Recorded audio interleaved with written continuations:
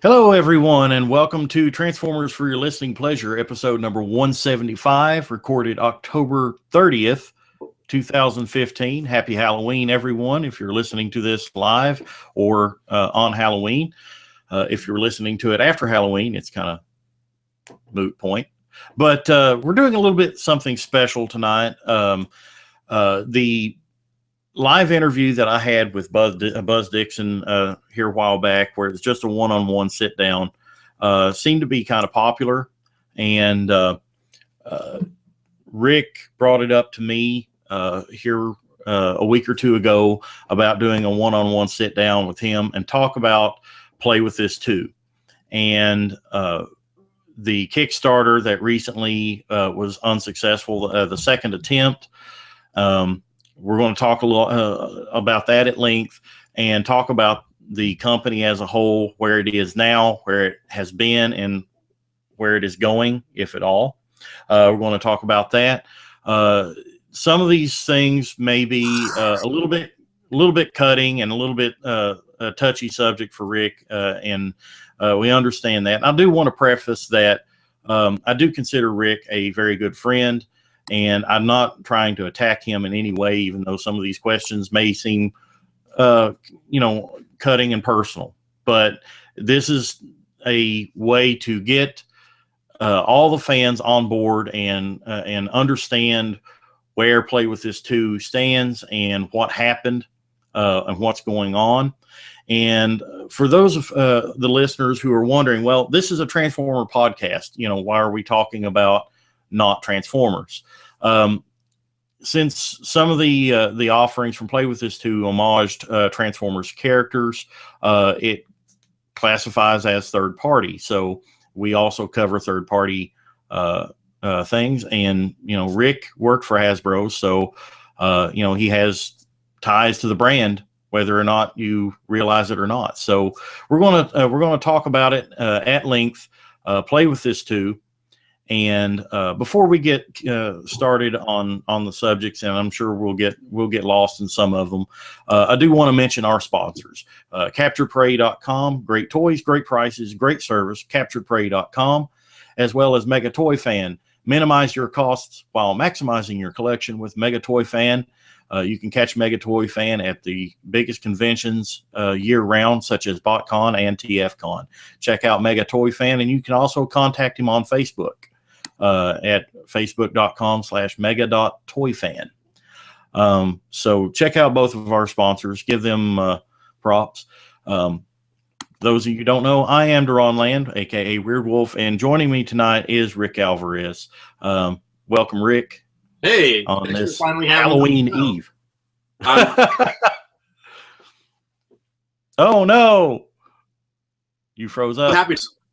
Oh, there you go. You're freezing up. You're freezing up. Well, I'm freezing up. I've got 50 meg internet. What the hell? So Play With This too. You're not just a part of the cast. You also had this thing called Play With This too, that you have been working so diligently on for the last 2 years? 2.5 years now. Yeah. 2.5 years. Yeah. Let's kind of preface Play With This too, and talk about your work at Hasbro. What did you do at Hasbro? So I was the creative manager for the Transformers and G.I. Joe brands. I was part of a team called HasLab, and we were the guardians of the brand. So anything that had to do with design direction, IP, which is intellectual property, which is story, we oversaw. So video games, War for Cybertron, Fall of Cybertron, the movies, Transformers Prime, G.I. Joe Renegades, IDW, anything that was that had any story to it came through our hands. And then that also crossed over into stuff like having input into licensed goods and most importantly, the toys. And I was for a number of years working in that position. You started out in the classics era, I guess. Yeah, I came on right when middle of movie 2. So that was It's been about 2009 or so. 8. Yeah. 2008. Well, let's see here. The first movie was 2007. 2009. Yeah. So yeah. So basically, what you did at Hasbro, you helped develop the brand, intellectual property. This is a buzzword that seems to come up a lot in the Transformer fandom, especially when talking about third party type stuff. I mean, for example, I've got Fans Projects Dinoichi here, which is I guess the intellectual property as Kakaryu of Dino King, the Dino Force. A lot of people use that word incorrectly. Intellectual property. So that relates to what a company owns, and you can make an argument that if a company doesn't trademark certain images, if they don't trademark a name, sometimes you see the prefix Autobot or Decepticon in front of a name. If they can't get a certain name, if they don't register individual images, say from comic form or a scene in a television series or individual episodes, it all becomes a very gray area at that point. So what it mostly applies to is the story and how those characters are portrayed in the story. Looks are superficial and they come secondary. For example, you can make a Batman figure that has has 4 spikes on him, but if you make 3, that's registered by DC. You can't do that. So it's all a very gray area, and it's like Optimus Prime is red, blue, and he turns into a truck. That is general and intellectual property. It's more like Optimus Prime more specific of the good guys, and he stands around this tall. He typically turns into a truck. Yeah. Well, the way and correct me if I'm wrong on this, but this is the way me as a person view intellectual property and and how third party gets away with what they do. This is a ballpoint pen. It is made by Bic.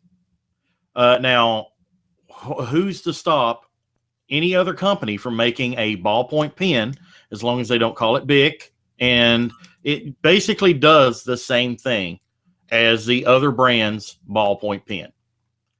Yeah, but now you're talking more about design wise. If say they were to replicate the tooling that pen comes from, yeah, that is a clear theft of someone else's work that they paid to have done. But if they're not replicating the tooling, then they're just making a ballpoint pen. Yeah. So, and much like the third parties, they're not calling it the same thing. They don't even have the same story with it. It may resemble a character, but they're not making an existing tooling. It's an entirely new tooling and essentially an entirely new toy. Right. And I'm not here to make an argument for or against third party guys. No, it's just what I'm trying to do is clear the air and help people understand, how you were able to do characters that homaged Transformer characters like Pretender Grimlock, for example. They weren't those characters, but they did bear heavy resemblances. And whenever we go and basically, I'm trying to help bridge here, and I know it's kind of a the issue is that a lot of third-party companies make something that is a direct representation of something that is seen in either animation, film, or comics. Where our design method was inspired by. Mm-hmm. Where it was never a direct representation of what's seen in the comics, film, TV, toys. Exactly. It's all inspired by. Yeah. So that basically lays a foundation of some of the general rules and guidelines that you were able to build the company upon. You took inspirations not just from Transformers. I saw a lot of other inspirations there, especially in the first Kickstarter. I mean, you had Masters of the Universe, you had Dino Saucers. If I think there wasn't there some turtle inspirations in there. Thundercats. Yeah, I mean, it's from all over the place. And it basically takes a lot of great inspiration from different brands and congeals them together into one. And my person is I know this is random. We're for listeners, this is a little look forward into the future. We are doing a Secret Santa for TFYLP. We're getting gifts for one another, and then on the episode before Christmas, we're going to open gifts from one another. We're via Secret Santa. And oh wow, I like the person I got. Great. I hate everybody else. No, just kidding. But yeah, we're doing a Secret Santa, and I just got my name that I got drawn. So awesome. And now I have a cat. Yes. All right. Play with this too. Okay. So your employment with Hasbro ended. That, you know, obviously you're not with Hasbro anymore. So, tell us what you did after Hasbro. What was the genesis of Play With This Too? Well, immediately after Hasbro, I spent about $2,000 on toys that I'd always wanted, but felt compelled not to own. So I went to a certain online retailer and I went click, click, click, click, click, click, click, pre-order, pre-order, pre-order, pre-order. Got a big, huge box of stuff shipped to me ASAP. And I kind of went through everything and I went, wow, this is a great representation of this character. Man, the engineering on this is really outstanding. And look at the packaging on this other toy. So I kind of had an epiphany at that point that I shouldn't just collect what I feel compelled to collect. Where I used to buy every single figure times 2. One to keep in the box, one to open. I would collect all the variants. I would get all the licensed goods. I have hundreds and hundreds of t-shirts for Transformers. I would get everything. If it had Transformers wrapping paper, I would buy the wrapping paper. Lunch boxes. I can't tell you how many lunch bags I have from the Transformers movie. Or even duct tape. Even the duct tape. So when I kind of got this box of all this third-party toys, I realized that I was kind of missing the fun in collecting for a long time. And I wanted to collect stuff that I wanted on my shelf and that I didn't feel compelled to have on my shelf. So right now, what I'm collecting Transformers-wise is Generations and Masterpiece. And that's it. I'm not buying any licensed goods anymore. Maybe the rare piece here and there. Not into RID. Not down with the RID. And I got to reconnect with other brands that I had missed out on because all my money was being funneled to Transformers. I love Aliens and Predator. I love He-Man. I didn't have any of the He-Man figures from the Classics line until I left Hasbro, and I thought, you know what, that was the perfect time to go back and try and get them. And it was already a few years into the subscription. So it really kind of opened my eyes to collect what you want to collect. And what is it that you want to collect that's not on your shelf that no one's trying to make? And so I set out with a buddy with try and come up with something. And that little idea was, I was really interested into 3D printers. And I thought, man, 3D printers, that's going to be the future. What can I do now and try and get in on this on the ground floor? 3D printer, they're just not there as far as mass production and quality-wise. quality being what most people expect when they purchase a store-bought figure or a third-party item.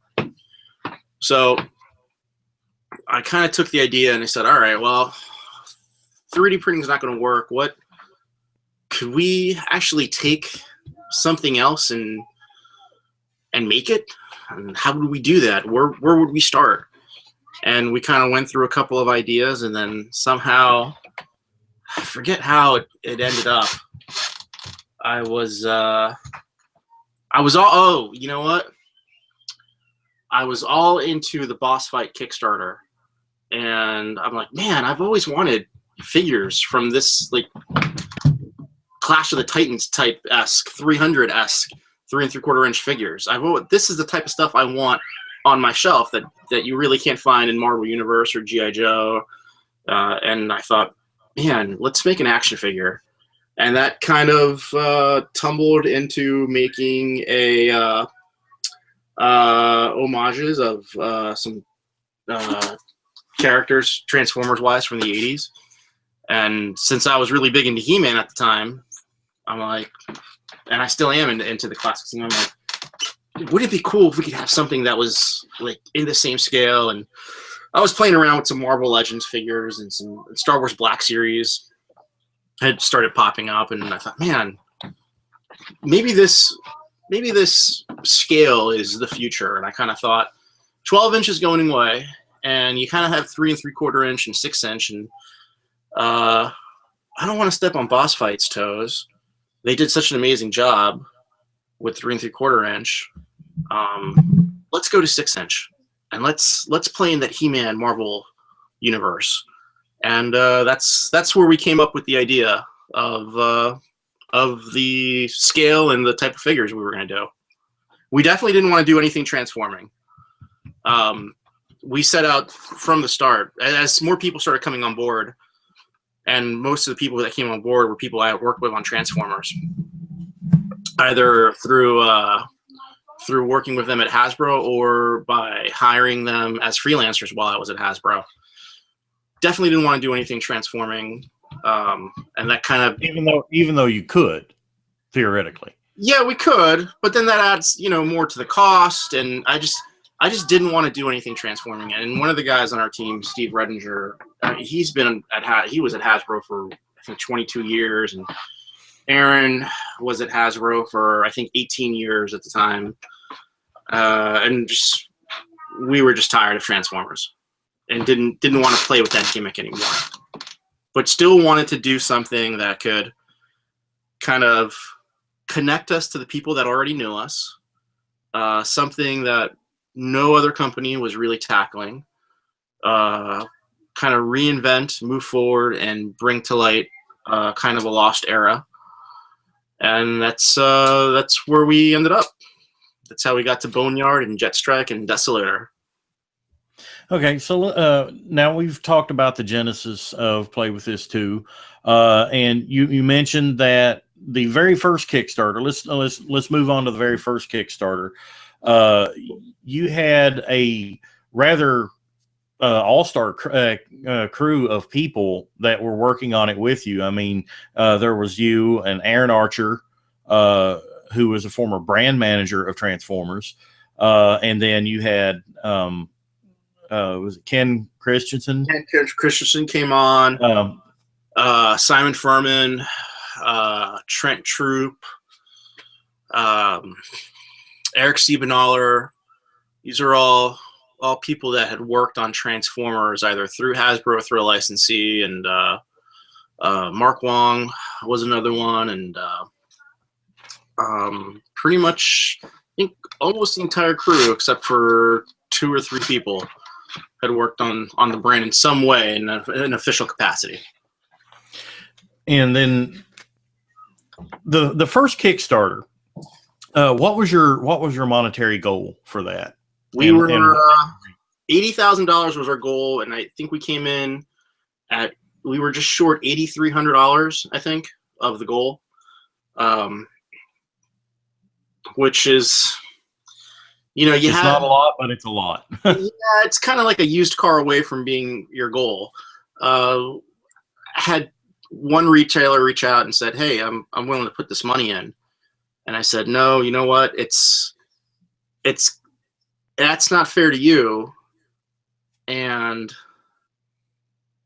I think the project needs to live and die on its own, based on what the fan reaction is and what they think of the product." So having a retailer kicking money at the last second, it didn't seem right to me, and so I said thank you, but no, let's just let it live and die on its own.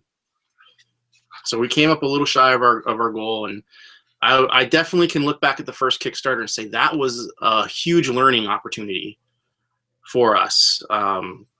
It was very, looking back on it, it was definitely confusing, some of the options, how we tiered it. We tiered the option so that to try and get people to get a figure that they may not necessarily want, to try and drive that pledge up in the hopes of getting that later figure, or in having to buy multiple figures in order to get that one special figure that they wanted. And I think for the second Kickstarter, it was much simpler, where, hey, there's 10 options. You can pledge for as many figures as you want. And then at the end, you'll tell us, hey, I want 10 of this guy, or I want one of him, 2 of him, 3 of him, 1 of him. I thought it was way, way more simpler the second time around. And that was definitely our goal the second time, to make it as simple as possible for everyone.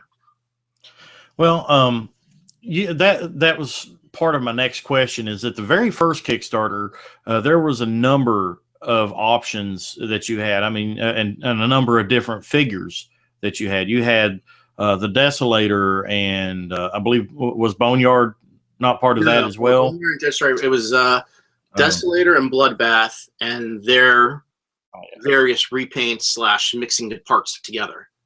And then you also had the tech drones. You had the headshots. You had, I believe there were some BMOGs in there too. Weren't there? There were some free BMOGs. There was some additional BMOGs we were going to make. Headshots, which I still love that idea. Some headstands for the headshots. And that's one of the coolest things. I think that's the thing I wish we could have made out of everything we had, because you see this with a lot of Marvel figures and He-Man and some DC guys, where you have a character and you got 1 or 2 extra heads of them. What do you do?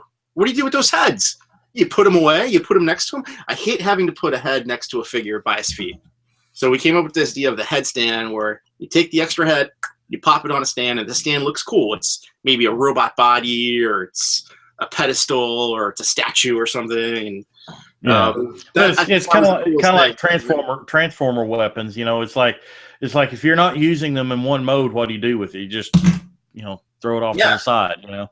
Yeah. So exactly. You actually had something that, I mean, if I'm not mistaken, weren't some of them? Didn't it? Some of the headstands look like pikes, like you had a head on a pike. Yeah. You know? Some weapons where it was like a staff, and you can put the head on a staff, and there'd be like falcon wings around the staff, like it's like a magical staff, and that could play into the story.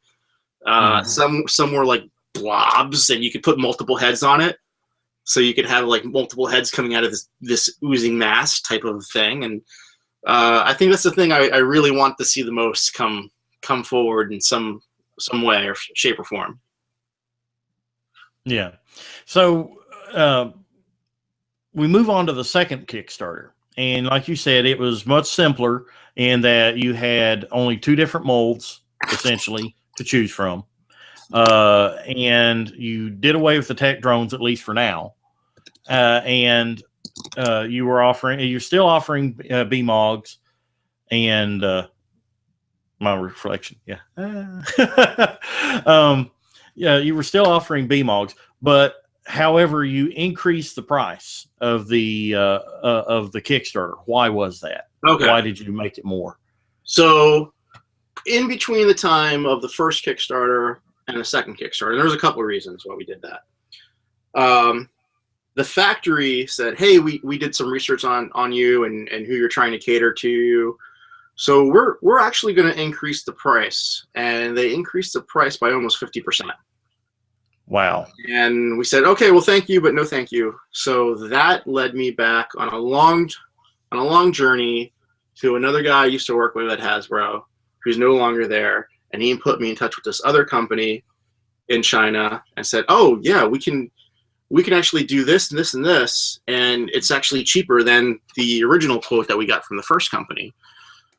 So we thought, all right, well, we could start off with 2 figures.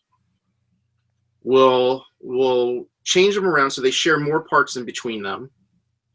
We're going to add some better packaging, but we're going to add some more weapons, and each character will come with at least 2 heads. So we thought, all right, the goal should be, let's get the figures funded.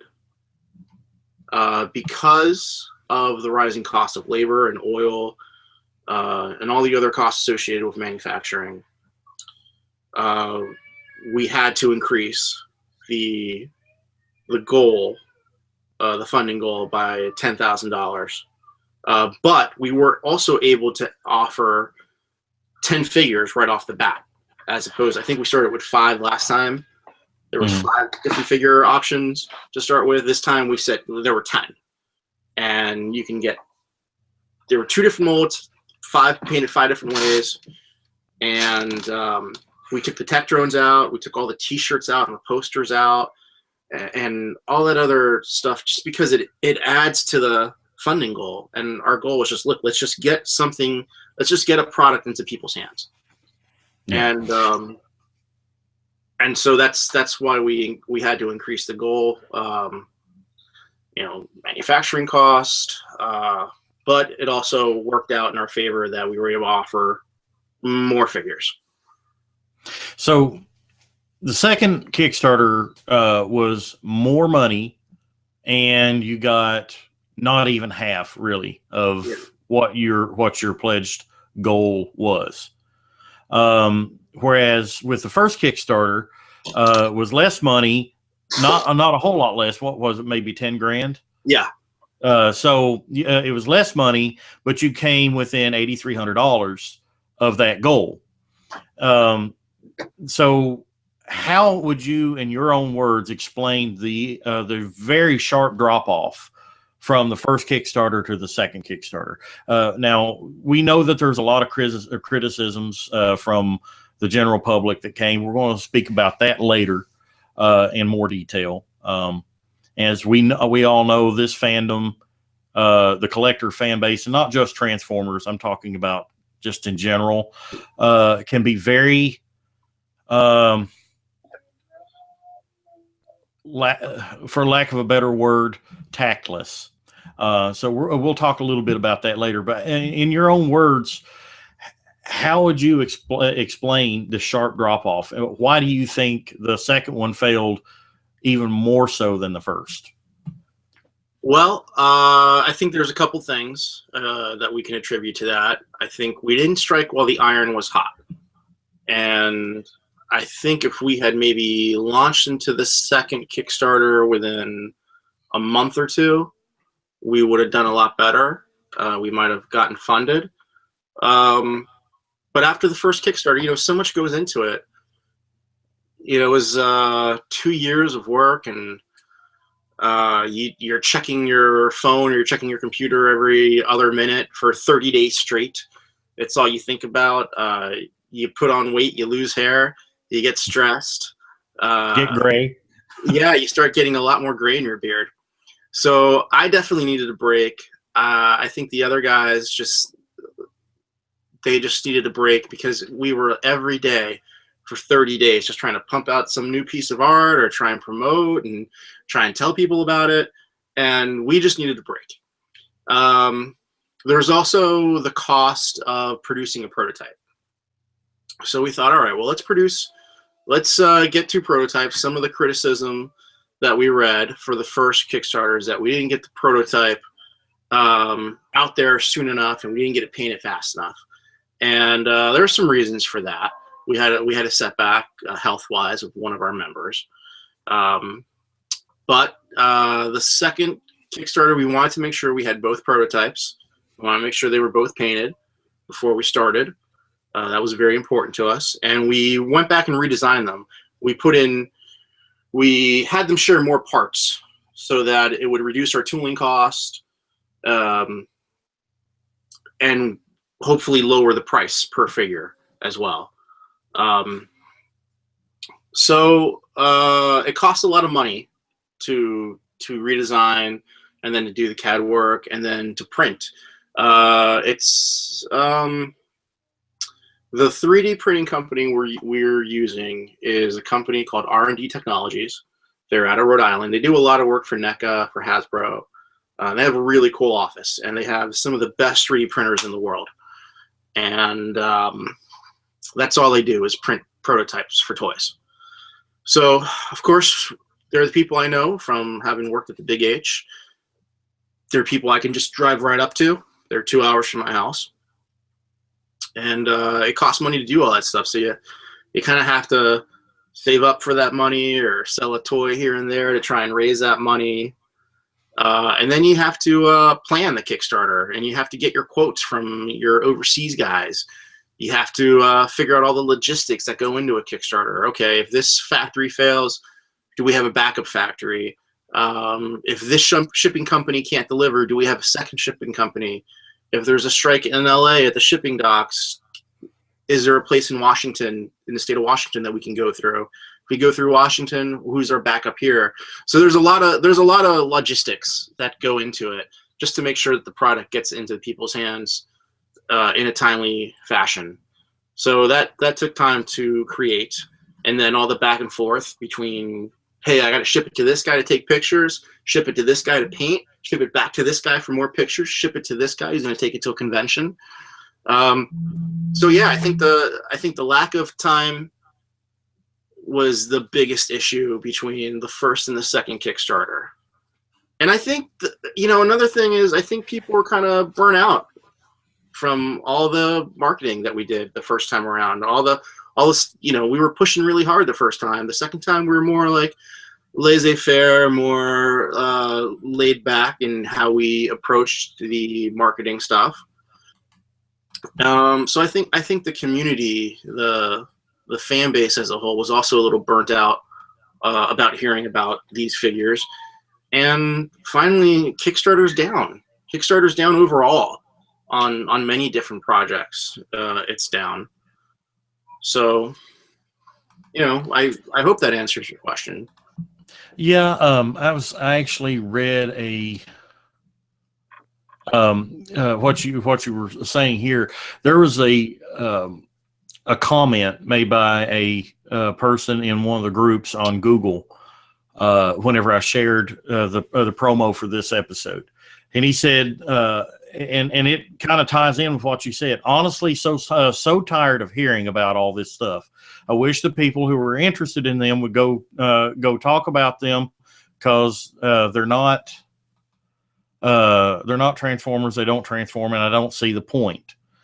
And that's why some people, it says there is a small minority of Transformers fans who do care about these things at all, and I don't get why they keep trying to push them, or Transformer-related news groups and forums to keep reporting them. Now, well, I think it's a person who just doesn't understand. I would wager that person might have been brought in post movies, because there's a big dynamic in the fandom between collectors our age and younger collectors who were brought in post G1, who were brought in with the films, or who were brought in with Armada, who don't maybe necessarily realize the homage connection, who don't maybe have that knowledge of where we're coming from. And plus, there's a lot of Transformers product that just doesn't transform. Mm-hmm. There's a lot of toys out there that those ugly Titan things. But there's a lot of licensed good that don't transform. Yeah. Well, you and I were talking briefly pre-show, and I told you that Chad Williams and I were brainstorming about things to ask you and everything. And we were talking about pros and cons about it, because whenever you talk about a subject, you don't want to talk about everything glowing, because then it gets boring. Yet you don't want to harp on something too much, because it sounds like you're a hater. But one of the things that we were talking about is like, well, what are some of the criticisms against the Play With This 2? And some of the criticisms that he and I had were, well, you were homaging Pretenders, which Pretenders are a very niche thing in the fandom. Me, I'm a huge Headmasters fan, but I also know that Headmasters fandom is a niche within the Transformers fandom. Not everybody likes the Headmasters, even though we got Titan Wars coming up next year with all these Titan Masters, but there's going to be a lot of people that's not going to be on board with it, because that's not their bag, baby.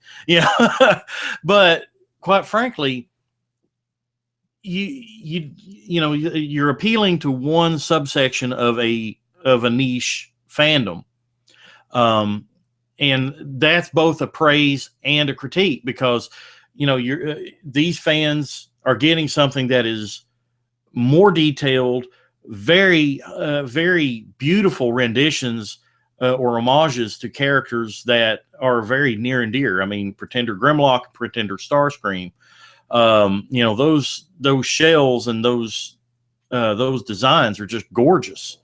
And then see them on the detailed level that you are homaging them with is just amazing.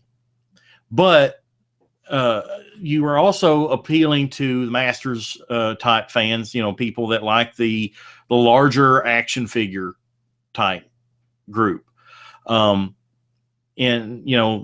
sometimes you don't have crossover between Transformer fans and Masters fans.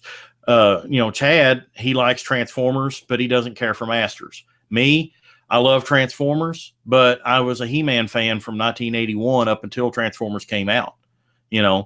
I had nearly every He-Man figure, with the exceptional Castle Grayskull and the big play sets. I had those. I had the He-Man stuff. So like, I was totally on board with these. And Chad, he's like, I like the designs, but he says, I'm not into that kind of figure. But he said, those weapons are awesome. But there was something in there for everyone. Yeah. I think what we were trying to do ultimately was, what do we want to see on our shelves? Mm-hmm. Like the team, like, what do we want to see on our shelves? Albie is very much into Transformers. He wants to see some Transformers stuff on his shelf. Pierre and I are huge He-Man fans. We get all the classic stuff. We like figures that fit in well. I collect like a bunch of different other figures from like Spawn and Hulk and Thor, because they kind of fit into that He-Man aesthetic, and they look good, like if you put them in front of Castle Grayskull or whatnot. Mm-hmm. So I like figures that complement other things that I'm collecting. And I think that's where we're coming from. We're coming from, what do we want to see on our shelves? And if people like it, hey, let's all get together on Kickstarter and make this happen. Not enough people either knew about it or wanted to, or like the aesthetic that we chose, and there's a reason we chose that aesthetic. So I think that's that's our perspective on it, is like, what do we want to see in our shelves? And then let's see if other people share that desire as well. Well, and like you touched on briefly, not everybody, even if they are a Transformer fan, this particular person that I read, he may have came on post movie, and he may be totally unaware of the homages to Pretenders that they were, because I even had a deal or had an instance on one of the Facebook groups just yesterday. I posted a image of the 5 Nissan molds from Masterpiece. I posted an image. Someone had no idea that there was any difference between Silver Streak and Blue Streak. And he's like, aren't they the same thing? Well, in a way, yes, but no. Silver Streak's deco was completely different. And I educated the guy on, there are differences between these two characters and molds now. I mean, it might be the exact same toy shape and design and everything, but just like Starscream, Thundercracker, and Skywarp, they're the exact same toy, just painted differently. So, you know, there's people out there, and you see it all the time in these Facebook groups that don't know about everything in Transformers. I mean, you know, I don't know a Transformer fan that does know everything there is to know about Transformers. You know, there's, you know, you and I, you know, we love Generation 1, and, you know, we're really into that. But there might be things in you know, Beast Wars. I love Beast Wars, but I'm sure there's Beast War characters right now that you could probably flip an image up on the screen, and I'd have a hard time naming that character. Yeah, sure. You know? I mean, that's with anything, you know, Action Masters or Micromasters or RID 2000. I mean, anything. There's some people who get very specific in what they collect, and there's some people who are very general in what they collect and have a general knowledge. So, do you think it's fair to say that that it is a overall critique that you were too specific in who you were trying to appeal to, and do you think that lent to the unsuccessfulness of these Kickstarters? I think we were trying to appeal to people who, not necessarily one group of people. I think we were trying to appeal to people who were action figure fans and who like really cool action figures, and people who like to customize action figures, and people who some people who like Transformers, some people who like He-Man, but at its core, it's an action figure. That's what it is, and that's why we offered those play with yourselves options, where you can take a figure and it comes all in white, and you can paint it however you want to paint it. Because that's the very core of what the project is.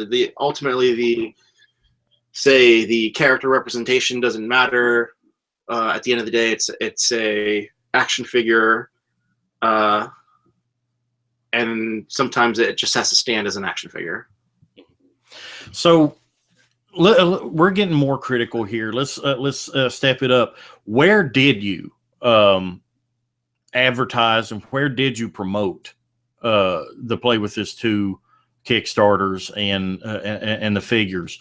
Was it solely on Transformer and He-Man boards, or did you just go everywhere and anywhere? How did you promote it? The first one, I think we went about it the wrong way, where we would kind of find any board where we could post. And it's like, okay, it's a Star Wars board, but that doesn't really pertain. But let's start a thread anyway. I don't know what the success of that was. I don't have like a master matrix spreadsheet that could show us exactly who came where. What we did look at for the second Kickstarter was, all right, Kickstarter provides the project creator with some statistics on which sites did this person click a link to come to the Kickstarter. Did they go to Kickstarter? Did they go to, say, TFW and find a link there, and that led them to the Kickstarter, and so on? So we looked at that, and we said, all right, these are the people out of that wide net that we threw the first time that are interested in this product. Mm-hmm. So let's focus our attention here. And it came down to really a lot of the usual suspects.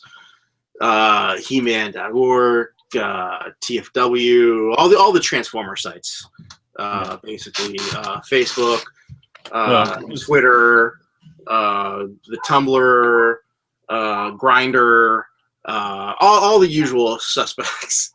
Well, it's like for this podcast, you know, we are distributed by tftalk.net, and I use Google Analytics, and I look to see where our traffic comes from. And, you know, to be told, the largest part of it comes from social media, Facebook, Twitter.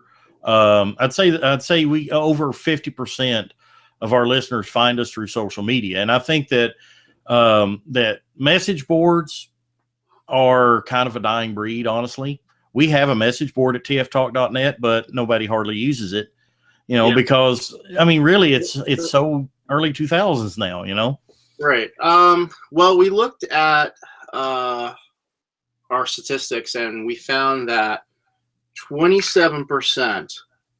The first time it was 27%, and the second time it was 26%, and then it tapered down to 21% for a very particular message board. It was TFW.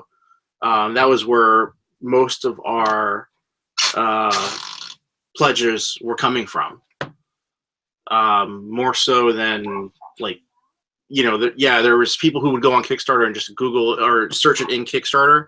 But as far as message boards goes, that is a huge number of backers and money coming from a message board.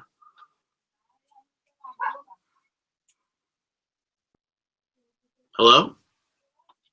I had my mic muted for some reason. Sorry. I know that last year at TFCon USA was the first time that you and Aaron Archer joined us on TFYLP as guests. You later came on the show as a regular, but back then you were doing the podcast scene, advertising on podcasts, and you also had some panels at TFCon both last year and this year. Tell us a little bit about your campaign across the podcast platform and the convention panel platform. Do you think that garnered a lot of attention and interest? When you see something in person, it changes your perspective a lot on something. And I don't necessarily say that about this project, but about most things in general. About a car, a toy you might want to buy. When you say, oh, I don't know about it, but when you see it in person and you get a really close look at it, sometimes you get to hold it. I really think that changes your perspective a lot. So we focused a lot on trying to get to as many conventions as possible. TFCon and BotCon and RetroCon. Yeah, there was a lot of conventions. And we even tried making it overseas, but the timing just didn't work out, unfortunately, to have them back here and have them present for TFCon.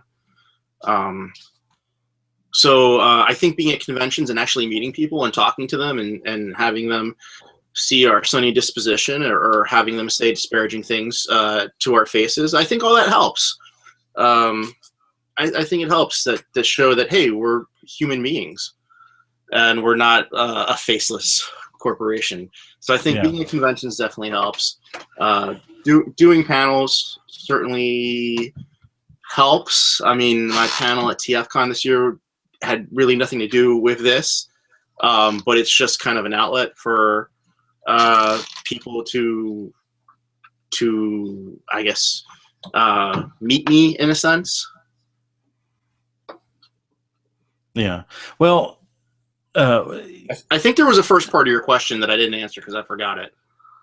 I was actually trying to formulate my next question here. So, I'll just go ahead and say it. You sent Boneyard and Jet Strike to me, and I photographed them. And Orson and I took them with us to TFCon or TF Expo down in Wichita earlier this year. And I have to say that everybody that commented on the figures as they were there at the booth absolutely were floored at how gorgeous they were. And I don't know how many people said, I want that. When is that coming out? I want that. And so many people, I mean, even in the fragile nature that they wanted to reach and touch them and they couldn't, because they were just so gorgeous. All right, here's the thing, and I think that takes us back to why the Kickstarters didn't work out. This community is very used to having these items presented to them in a certain way. They usually get, sample shots as the first thing they'll see, followed soon after by colored shots, test shots, and then package samples, and then hey, 3 months after finally hearing about this product, it's out already for sale. We were presenting it in a different venue. We're presenting it through Kickstarter, where it's, hey, I'm going to pre-order this, but it's going to take maybe a year for me to get it. So a lot can happen in a year. You know, there's interest in it. Forget about it. Manufacturing could be delayed. You know, it's a very different venue. So we're presenting 3D printed prototypes. People say, well, why can't you show us a plastic version? Well, a plastic version would be made from a mold. When we don't have the money to make a mold, that's why we're going through Kickstarter. So because we're an American company that doesn't have necessarily the ties to a factory in China that some other companies or groups might, things are more expensive for us, and things are not as easy for us to obtain. And that's why we went the Kickstarter route, because we just didn't have money. We had no backers to put up that money. But I think if we had gone the traditional route of, let's say, a third-party company where, hey, here's the plastic test shot, few weeks or months later, here's the colored shot, and then here's the final product a few months after that, I think people would have eaten it up. It's just we couldn't go that route because we didn't have the money to produce it that way. So we presented something that was outside the norm, and I think that did contribute to why the Kickstarters didn't work out. Okay. Building on that, and this is a little more cutting of a question, why do you think more people, or why do you think some people are so against the idea of Play With This Too? Do you think it was the figures, or do you think it had something to do with people maybe having problems with you, other people that were involved with Play With This Too? The funniest thing I read, and this was during the first Kickstarter, was like, these people took the knowledge that they got at Hasbro and went and did something very similar to that, using that knowledge they learned at Hasbro. Meaning, we learned how to make toys at Hasbro, and then we left Hasbro and used that knowledge to make toys somewhere else. And I thought, isn't that just imagine that? Isn't that just like, hey, I used to work for this company, I learned all this stuff, I put it on my resume, and now I work for this other company doing the same stuff I learned at that company. Isn't that what it's like? I'm a truck driver. I have driven for 3 different companies. And guess what? I drove a truck at all 3 places. Yeah. So that was the funniest thing. I'm like, that was just the most asinine thing I had read, and I just thought it was so hilarious that I'm not allowed to take the knowledge I learned of how the toy industry works and how to manufacture a product from start to finish, go somewhere else and do that. You know how many people in the toy industry go from Hasbro to Lego to Mattel, NECA, all back and forth. Everybody pretty much knows each other in the toy industry because they all know someone who used to work for some other company, or they used to work for that other company with that guy, and they all switch companies. Well, some of the people that freelanced for you have already went on to other toy companies, haven't they? Yeah. Some of the people who freelance for us at Hasbro don't freelance there anymore. Because the teams change, and not everyone's going to say, oh, well, this is the guy who you used to get. Well, I'm going to call my guy now. I'm not going to call the guy you used to call because I'm in charge now, and I'm going to call my guy. So that happens. That happens. Aaron, in fact, he's back at Hasbro now, working on Littlest Pet Shop as a freelancer.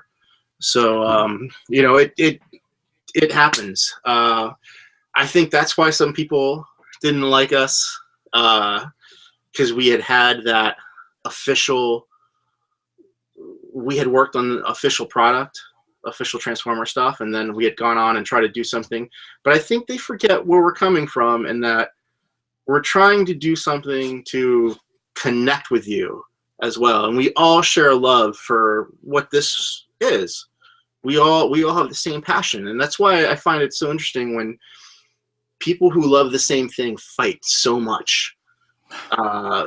Whether it's toys, a brand, whether you like He-Man and you fight, oh, I'm with Emiliano, oh, I'm against Emiliano.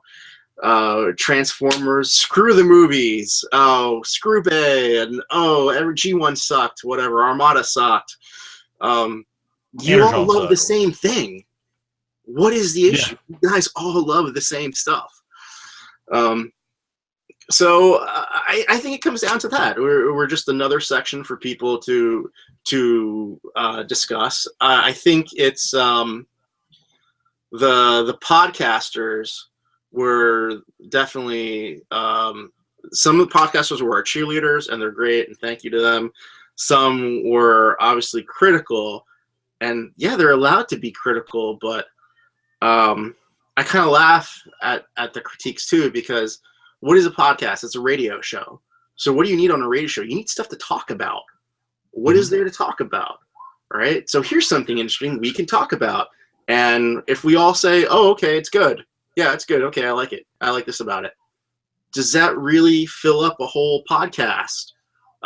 So no. So there were even podcasts that would make a pledge on the Kickstarter so they can comment and then remove their pledge, or they'd up and down their pledge, and then they take their pledge away. They never had intentions of pledging. They just wanted something to talk about on their show. So I think that's kind of a cheap way for people to get subjects. They're not creative enough to fulfill a podcast about a subject without having to resort to shenanigans. So I think that answers. It can be very, very tricky. I mean, and going back, not to backpedal too much, but talking about working on something and then moving on and doing something else. There's been rumor that different third parties, some of the designers that used to work on Transformers at Takara are some of the people designing some of these third-party figures. Right. That we're getting. Confirm or deny those rumors. But I mean, you can see sometimes there's like design aesthetics, like, wow, that is really similar to something that a really good designer will recognize instantly. Oh, that guy designed that toy, or that guy designed that toy, or it looks like that guy might have been the guy who did that one too. And the same thing is said for art. I knew who drew that. That's so and so.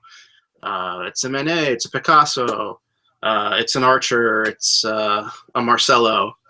So you can see that there has been some crossover in the design and art wise over to other fields.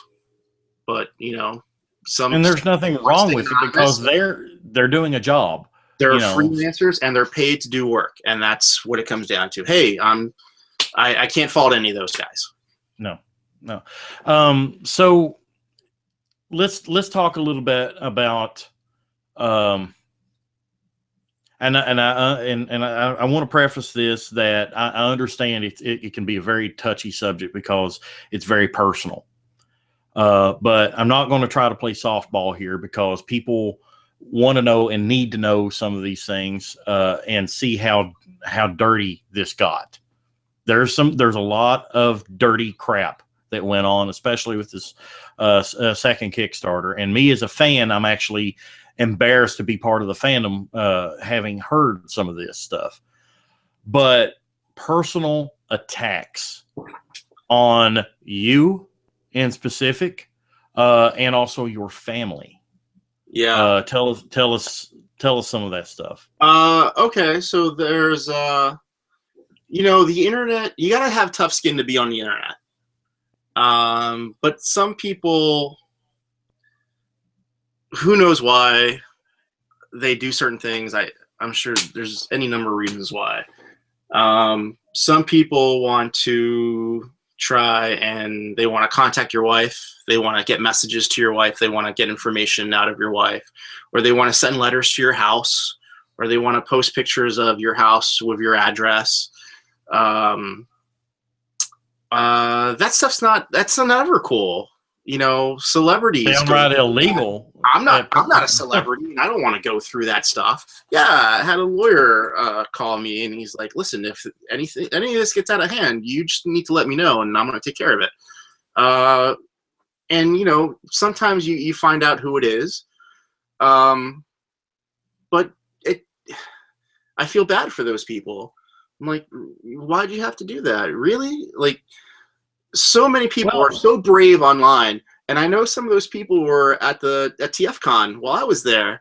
And I was just kind of looking for them and waiting for them to say something or make a face. And you know what? If someone had come up to me and had the balls to say something to my face, I would have saluted them, because they had the testicular fortitude to actually come up and claim with a face right in front of you, hey, that begs the question: did anybody have the balls to come up to you and critique you to your face? No. I was waiting for it all weekend. I was nervous. I was anxious.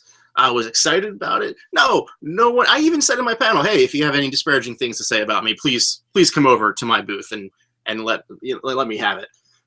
No one. People are very brave on the internet, and they never back it up. So I'm waiting for that one person to back it up. I mean, I don't know where it's going to lead to. I'm certainly not saying, hey, I want to fight anyone, or I'm waiting for someone to fight me. No, I'm just. But is there anyone out there willing to speak up and face to face and say, hey, I have a personal problem with you and what you're doing here? And ultimately, this goes back to what you were saying. It's like, why would people do this? Ultimately, we're talking about toys here, people. Toys. And it goes back to what I said, where we all love the same thing. We're all fans of the same thing. So why do we have to bother my wife, who got freaked out, bother my friend? Justifiably so. Yeah, she has nothing to do with this. She's my wife. She's a doctor. She works. She has no interest in this. As long as I keep my toys in the basement, out of sight, out of mind, she's happy. Why do you have to bother my wife? And my fear was that, okay, that could lead to someone maybe posting where my kids go to school, or posting a picture of my kid that they took from the car. I mean, crazy things like that went through my head. It's an insane thing that happened. So dealing with the stress of the Kickstarter, and then someone starts doing that stuff and bothering your friends and bothering your family, and then sending a letter to your house, that is just it's way illegal. Too far. Right? Yeah. Anyone to take it. It's unreal to even conceive of, in my opinion. Again, I reiterate, they're toys. If you don't like the product, don't back it. Don't have anything to do with it. Just ignore it. Yeah. If you don't like it, ignore it. But if you love it, talk about it, and support it. That's what I don't understand. Why do people have to go so flippin' mental and do these crazy things that are illegal? I mean, threatening you via U.S. mail, threatening your family, and saying disparaging things about you online is one thing, but actually going so far to contact you in a personal, direct manner, and say threatening things to you is uncalled for. And we have a pretty good idea. I mean, I think we know who that person was, and who she might be, and other people who play in that world. But it sucks too. I sent a message on Facebook from my personal account. Had nothing to do with Play With This too. A personal message written in Ricknacular, which is the vernacular form of Rick, which is very sarcastic and very funny and making fun of the world and everything. And I wrote it funny, and I sent it to my friends on Facebook, to like 80 people, to my friends on Facebook. And I thought, all right, well, they're my friends on Facebook. Hey, just share a link. Not thinking, I should probably have been a little more careful with who I'm friends with on Facebook, because sure enough, that ends up online, that message, and it's like, it's completely taken out of context. because you're reading it with your own frame of reference and not the reference of who I am and how I write personally and how I speak in a live form versus written. So that hurt because that was a friend of mine who put that out there for the world, taking it out of context. So it's like, all right, well, now I can't have Facebook. So I went through and I got rid of 200 some people on Facebook, mostly who were fans of Transformers. And that sucks because, you know, Facebook is a thing where you want to share with people, you know, your likes, pictures of your collection, pictures of your kids, whatever. And now, you know, some people are just really shitty.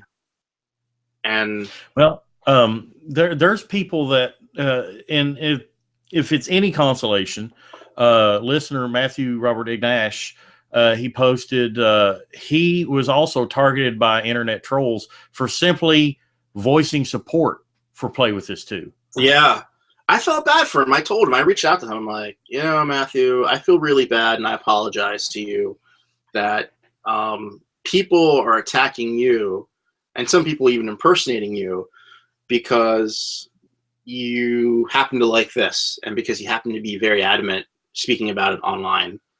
And I think I even told him, like, look, man, why don't you just try and back off a little bit online, because it's not fair to you that people are attacking you. It's not fair to any. Look, it's the same goes with a sports team. You're going to give me crap because I like the Eagles, even though I live in New England. I mean, the Eagles aren't the best team, but, you know, I'm a Philly guy, so I gotta like the Eagles. You know, you don't need to post on a message board 60 pages of how much you hate this project or how much you dislike this one person because they like this project. I think that sucks, and I think sometimes in our fandom we get very toxic, unnecessarily so, because at the end of the day, what do? We all love this brand. And whether you collect the toys or just like the shows or just like the movies or just like the t-shirts, we all like the same thing. And as human beings, we just want to create conflict where there shouldn't have to be any conflict. Just collect what you like, people. I mean, I know it's one of the things that we try to instill through this YouTube show and through this podcast, in that in collecting, everybody has their own personal likes and dislikes. You know, I love Headmasters, Target Masters, Power Masters. I love the Masterpiece line. I am a huge supporter of third-party products. You know, I don't care whether or not they're illegal or not. You know, the legality, I don't give a damn if owning this Dinoichi is wrong and doesn't support Hasbro. Okay, I buy Hasbro products. I also buy third party products like this Fans Project toy, because why? I like it. I am a collector and I like it. I like Hasbro stuff, and it's like your logo. It's like your slogan. I like their stuff, but I can play with this too. You know, and there's nothing wrong with it. Yet you see so much outspoken support in the negative of, well, I don't collect third party because I feel that it's wrong and that it's detrimental to the brand of Transformers. You're free to feel that way, and you're free to express that with your wallets. However, you know, you got to look at the antithesis of that, in that, you know, third parties are also free research and development for Hasbro and Takara. Say, hey, they can look at these successful third party figures and say, hey, fans really dug that. Why don't we do it? And I firmly believe that big green Hulk right there is a result of third parties. I actually agree with you there. I really think Combiner Wars came from just looking at all the third party combiners and realizing, wow, they look at all the different Predakings they got. And fans want them. Yeah. And we're willing to spend big money. I mean, this little guy here, is like 60 or, well, this guy's like $80. $80 for this guy. Yeah. You know, and if Hasbro had produced this, it might have been what, 30? You know, yeah, well, it might have been. It also comes down to aesthetic and parts counts, yeah, and laps, and yeah. This thing's got insane parts counts. It's very hard to compare the two as far as price wise, but you got to collect the like. So yeah, I like Aliens and Predator, so I have the Predator trophy base, and I like to have my GI Joes on that base shooting down aliens. Because I like that. I think that's cool as hell. Yeah. Well, like I've said, I am a Transformer man through and through. You know, wear the shirts. I've got tons of Transformer shirts. My wallpapers on my computers are Transformers. I've got posters. I've got original artwork hanging in this room.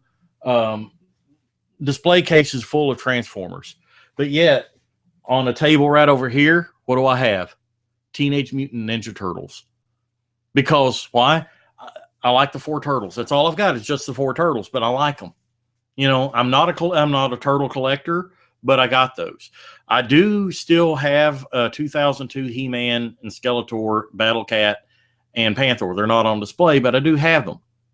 You know, because, and why do I even own them? Because I like them. I was totally on board with that 2002 relaunch for He-Man. I was getting them all. I just got so damn pissed off at Mattel for, okay, let's put out a case assortment of 5 He-Mans, 1 Man-at-Arms, and 1 Orko. You know, go ahead, because I was really into that line too, and a lot of the figures from that line, I wound up selling it all because I just got tired of going to stores and seeing wave upon wave upon wave and nothing but He-Man and Skeletor. I mean, a lot of Transformer fans can relate by going to, you know, even right now, if you were to go to a local Walmart, you're likely to find wave 1 and 2 Combiner Wars. And you're lucky if you find anything past wave 1 or 2. You know, I can go to my local Walmart right now and there's wave 3 on the shelf. And that's it. There's nothing past wave 3. Even though we're on, what, 5 now, getting ready to be 6? Yeah, we never got wave 3 in Connecticut. So, and we still have wave 2 sitting at Walmart. So Mattel isn't the only one that befalls this the same problem, but yet, you know, it's stuff like that. You know, there are really 2 different issues. The thing with the case assortments and how figures are packaged inside a case assortment, yeah, that's at the company level. But stuff where like, hey, my Target, Walmart tier, you didn't get assortment 3. That's more of, that's not really Hasbro's fault. That's more of the. Well, don't you think that the company how they order? Well, don't you think the companies are more at fault for for producing so heavily on the first wave or 2 and then letting up on subsequent waves? Or do they do that and subsequent waves just wind up sitting in warehouses and that's how we get warehouse fines? Yeah, that is part of it. But yeah, they do tend to, retailers like to order heavy on the first waves because they like to have the stock. They want to show that they have product on their shelves. So that's true of everything. Marvel, Star Wars, Transformers. That's a toy industry standard, unfortunately. Yeah. Well, let's get back and focus more on Play With This too. Bottom line, okay. Do you think the Kickstarters? This is a question that was posed to me. Was the issue, you think, a matter of waning interest in crowdsourcing or due to other factors? Well, what do you think about that? Well, I think we hit it. We hit that one earlier. Overall, well, I mean, the crowdsourcing. Yeah, overall, Kickstarter is down. You look at similar projects during similar times. Overall, it's down. And I think, particularly for us, people are used to having product offered to them in a certain way.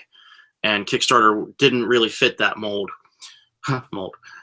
So I think, see what you did there. Yeah, I think that those were two big things, and it also came down to timing.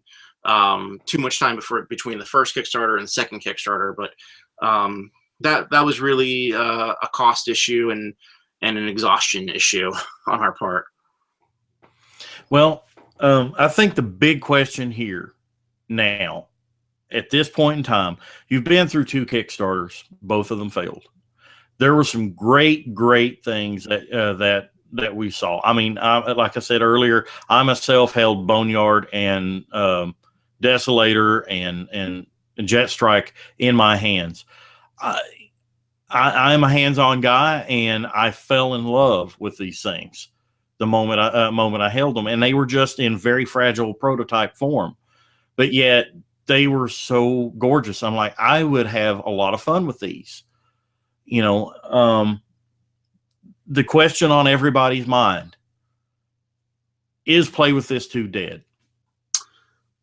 I think we have to look at it and maybe rebrand or restructure how we offer product. I think we're going to stay far away from Kickstarter. That obviously it doesn't work. As far as the figures like Boneyard, Desolator, those figures, I think we might retire those ideas. We're just kind of put them on the back burner. There's some other things we want to do.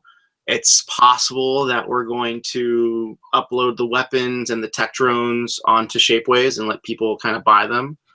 We toyed around a little bit with putting the actual 6-inch figures on Shapeways, but it would be very expensive for people to print those. So I don't think it's worth it. I don't think anyone's going to do that. But hey, if you're out there listening, let us know. So I think some of the stuff we design will exist on Shapeways eventually. One of the good things that happened at TFCon was I was approached by 2 different manufacturers, and they knew who I was. They were interested in the product I had designed. They were interested in the work I had done previously, and I think we are on a path now where something will definitely get made via a partnership with a third-party company that's already established. I really can't get into any more than that. It's early talks. We've shown some designs. We've talked back and forth. We had great conversation at TFCon and had some great follow-up emails. So we'll see what happens, but everyone on the P2 team is on board to continue in some way, shape, or form. And I think it's just better for everyone if all that product comes from overseas. And I think it's easier for the consumer to buy into that product if it's coming from someone who they might already be a fan of, and it comes through the regular retailers that they're already used to dealing with. Well, and if you think about it, a lot of these third-party companies, as they pop up, Bad Cube was basically a reboot, I guess, if you were, of Cubex. But everybody knew that some of the people that worked at Cubex went to Bad Cube, and whenever Bad Cube first came out, people were leery of their product because, well, Cubex Huff had so many issues. I'm not sure. I don't want to buy on board with Cubex Bad Cube because, well, I'm not sure of the quality. And now that they've had some more releases, I've personally held their Backland in hand, and I want one. That thing is awesome. It's like a little masterpiece Outback. There's other third-party companies that are popping up left and right. Some of them do well, some of them not so well. Some of them kind of languish. Their quality is hit and miss. What was it? Was it Just Toys that folded here a while back? They had some hit or miss releases. Impossible Toys. That's it. I'm sorry. Wasn't there Impossible Toys? Was was there an MCC that also closed down? I'm not sure. Company. But Impossible Toys, I love the Valkyrie that they made, and I love I've got the Alligator Con that's over here. Love that thing. I mean, it's loose, it's kind of floppy and loose, but the design on it is awesome. I love it. But some of their other releases were just not up to par. But then you have companies, for example, Mastermind Creations, Maki Toy, Fans Project.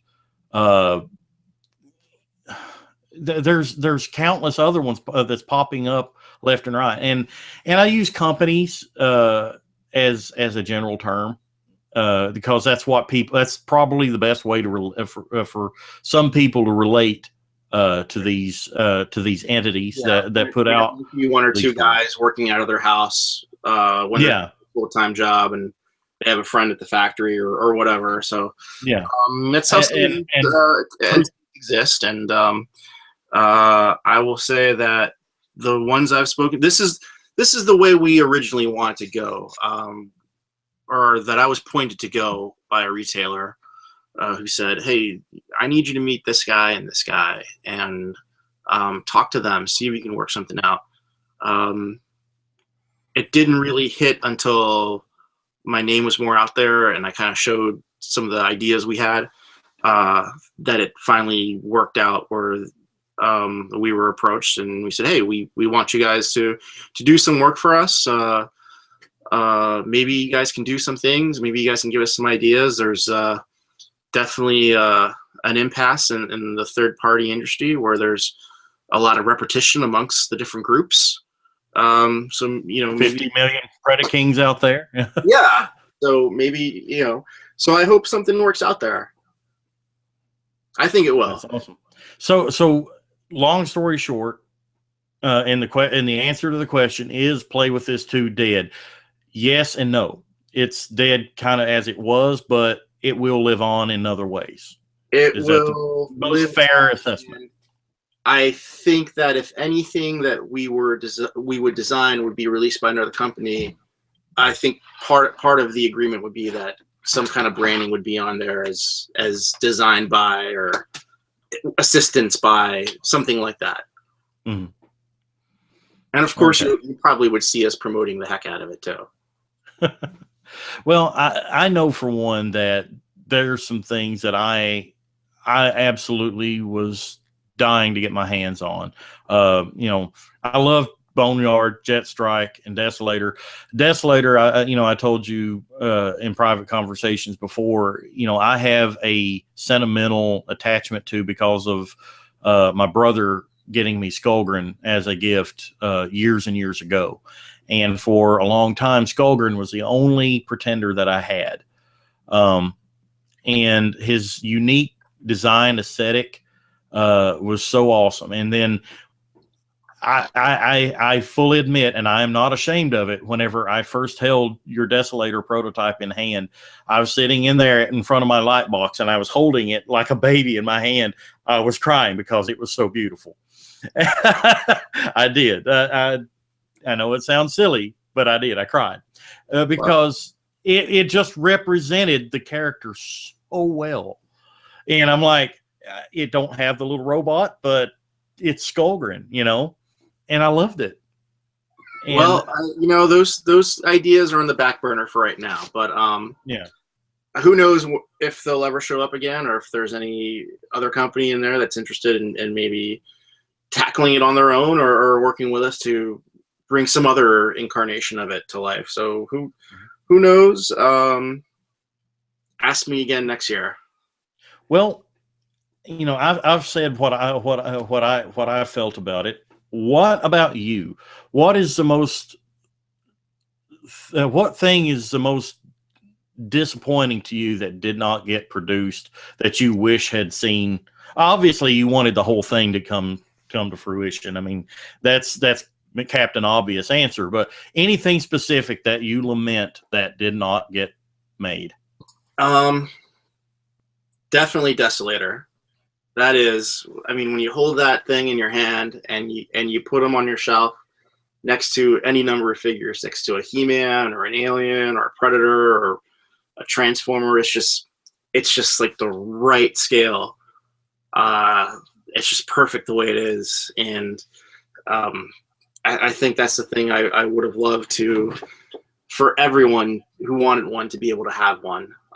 So right now I'm a proud owner of a very expensive custom. Yeah. Well, I want to make toys that I didn't have on my shelf. I got a toy that's on my shelf now. It cost me a lot, but it's on my shelf now. And you know what? From a personal standpoint, I want to thank you for allowing me the opportunity to have it in my light box and to photograph it and to handle it. As fragile as it was and everything, but and loose as it was, I understand it's a prototype. That's the nature of the things. I mean, I've still got some Combiner Wars prototypes here that are loosey goosey, but they're still awesome, And I want to thank you from a personal note for allowing me to have those in my home and to experience those wonderful toys personally. I only wish that the general public would have gotten the opportunity to do that on a larger scale. And it's a shame that Play With This 2's Kickstarters didn't succeed. But at the same time, it's a learning process. Everything we do is a learning process. This podcast, when we first started out, was just Insane Galvatron and I, Greg Metcalf. He and I were sitting down, two guys behind mics, didn't have a flipping clue what we were doing. Started out as a general toy podcast, but we were Transformer fans at our core, and that's what our conversations gravitated to. So Transformers for Your Listening Pleasure was born, and here we are 175 episodes later. And almost 6 years later, I would have never dreamed that this podcast would have still been going on today. And it's all because you learn from things that you do, things that work, things that don't work. And like with Play With This too, I'm sure you learn what works, what doesn't work, what the fans are willing to put their money out for, what the fans are outspoken about. Definitely know what doesn't work. Yeah.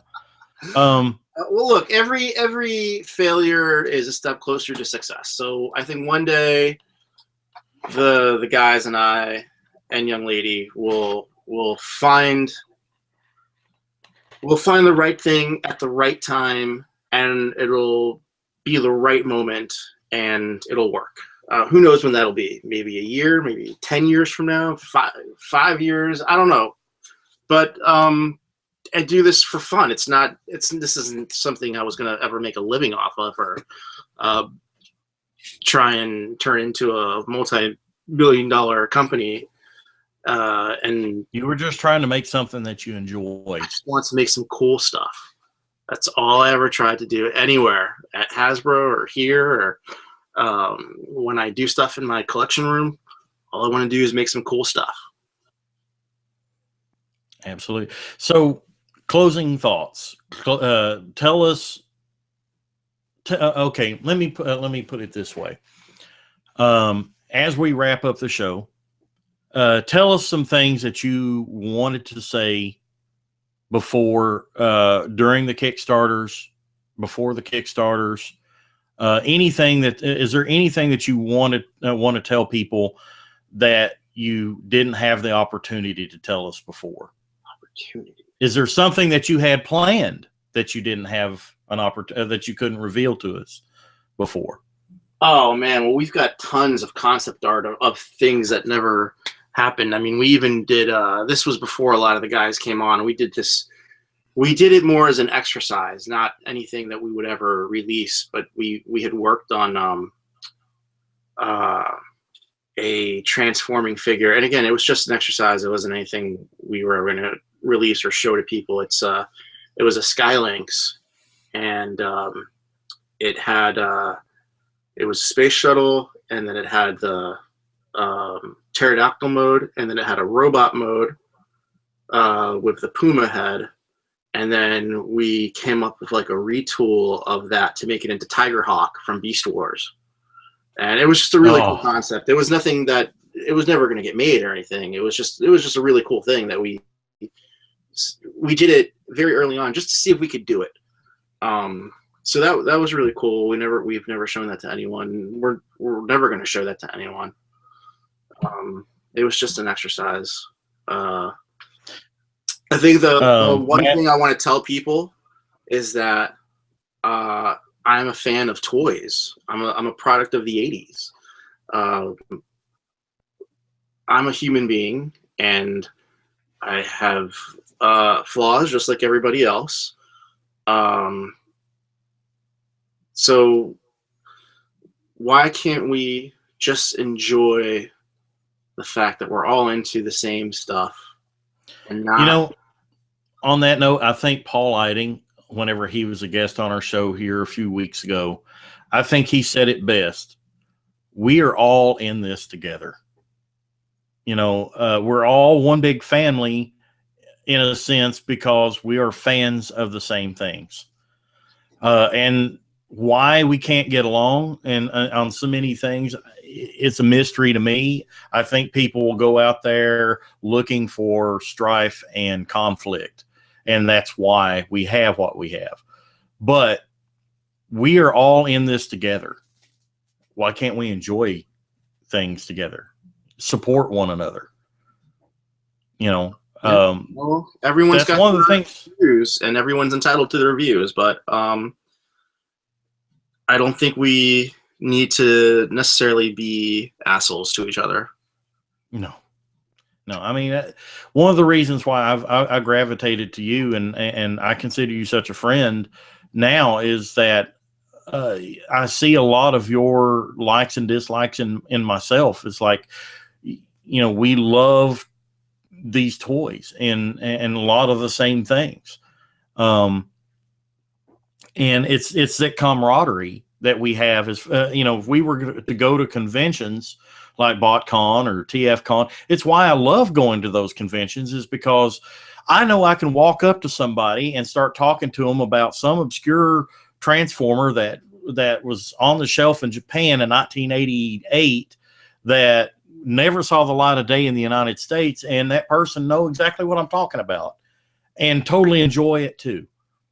And those are wonderful times, and that's one of the reasons why this podcast exists, is to not only educate people about things like that, but also give people something to listen to that are fans of these toys, Transformers, He-Man, Thundercats, G.I. Joe. We all cross over something. I know Brett, he loves Transformers and he also loves G.I. Joe. I love Transformers. I love He-Man. Some people, I would be into Mask, a little bit, even though I didn't collect them as a kid. And another one of my big buttons, Dino Riders. Dino Riders was the last toy line I collected. After Action Master started hitting the shelves, and I'm like, okay, Transformers that don't transform, I'm not on board with that. Ooh, dinosaurs. And I gravitated over to Dino Riders. I had the Torosaurus, I had the Triceratops, I had the Deinonychus. I had all of those. And I never got the T-Rex, and I wanted the T-Rex. And then I'm like, oh, that thing's so damn fragile. But I loved that toy line. And if there was ever a reboot of Dino Riders, count me in. I saw an internet rumor, and take that as it is, an internet rumor that there's going to be a Dino Riders live action movie made. Grain of salt. Everything on the internet is true, man. Come on. It must be true. But if there truly is a Dino Riders movie coming, I'm going opening night. I don't care if it flipping bombs. It's a Dino Rider movie. But I'm very animated about it because it's something that excites me. What excites you, fans? What excites you, listeners that are listening to this show right now? You love Transformers. What else do you love? Is it so wrong to support people that want to go out and make cool ass toys that we want to collect and put on our shelves? I mean, it's the whole reason that third parties exist, to give us something that the official parties can't or won't give us. You know, be it the design, aesthetic, parts count, what have you. You know, that Predaking that's sitting next to my official Devastator right behind me can't officially happen, but yet I have it on my shelf. I want it on my shelf because it represents a character that I love, and it's something that I love and I want on my shelf. And that's what you were trying to create with Play With This too, and I hope sees the light of day again. We'll see. Tomorrow's another day, man. We'll see. Yeah, absolutely. One final comment from Matthew Ignash. He says, please release the concept art of the other figures. He's begging. You know, it's over and done with. It's over and done with. Come on. It's over and done with. But Rick, is there anything else closing that you want to mention before we wrap? Yes, there is one thing I want to mention. Some people get very upset at some of the things we would have, or some of the names you would have, or some of the features that our figures would have. Yeah, like this one, you know. Take it in stride. Some people say you're not professional for doing this stuff. We're making the toys the way we want to make them. Get over it. We're not making them. We obviously aren't making them the way you want to make them, so don't buy into them. We're making it the way we want to make them. So how's it any different than somebody taking a Armada Unicron or any Transformer with posable fingers and giving them the double bird? You know, they want to do it. And it can do it. Let them do it. Yeah, we want to make cool stuff that we want on our shelves. So that's where that came from. So yeah, get over it. Get over it. I'm thank you. Salty. Sorry. You're salty and peppery. And, I'm having a shirt made that says salty. And you like to push it. You like to push it real good. Yeah. I don't salty. You're salty and you're peppery. Yeah. Well, listeners, this has been an open book on Play With This too. Anything that you wanted to know about Play With This too and were afraid to ask. Hope a lot of questions were answered with this episode. If there's anything that you want to ask Rick, he actively looks on our Facebook group. Please don't send letters to my house. Please don't send letters to his house. And don't call me on the phone. So, or threatening letters. Facebook is good. Facebook's fine. Yeah. And if he sees fit to answer your question or can answer your question, I'm sure he will. I'm sure fans have a lot of questions out there for you. And I'm going to hold out hope that one day these great designs will see the light of day. You say they're on the back burner. Me personally, I hope they're not too far on the back burner, but I do see a lot of merit in what you were doing. And I want to thank you as a fan, for those great things. And I am right there with you in lamenting the fact that these Kickstarters failed. The first one had more, but the second one was, like I said, I think was more, the prices were better. And I think you were on the right track with it. It's just a shame that the support wasn't there for it. But it's not all doom and gloom. And that's the best thing to take apart from this. So I want to thank you. Hey man, thanks. I want to thank my hot wife and my awesome daughter for making the jack-o'-lantern. It's supposed to be a mouse. You can see it's better here than on the screen. It actually looks good from here. So, are you going to dress up for Halloween? Yes, I'm going to be not Rick Alvarez. I thought about getting a black leather vest and some black trunks and going as an out of shape Stone Cold Steve Austin. But then I thought, no, it's just cold outside. And I don't want to scare people away. So I'm just going to go as little old me. But happy Halloween, everyone. Thank you for listening to episode number 175 of Transformers for your listening pleasure. Tune in next week for another exciting adventure from our show.